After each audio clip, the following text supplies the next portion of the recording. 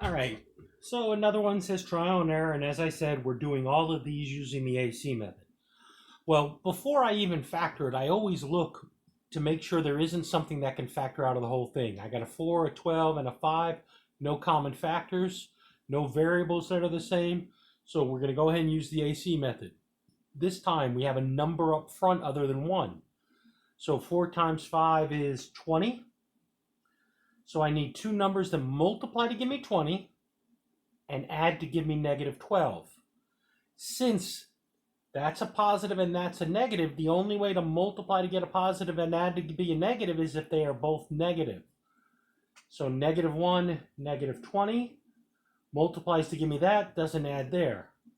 Negative 2, negative 10. They multiply to give us 20, add to give us negative 12. So let's go ahead and write this. Minus 2x minus 10x. We got how that splits. Now, looking at the first two terms, I have a 4 and a 2, so I could factor out a 2 and an x.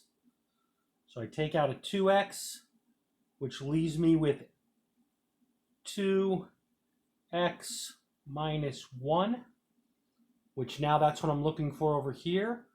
I have a negative 10 and a 5. I need this to be positive once I factor out. So I'm going to factor out a negative, and that goes into 10 and 5 is 5.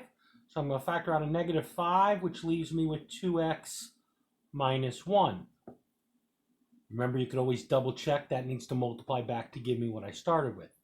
Now, both of these have a 2x minus 1 in common in the parentheses.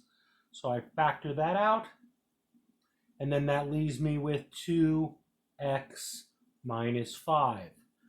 And therefore, that is how that problem factors out.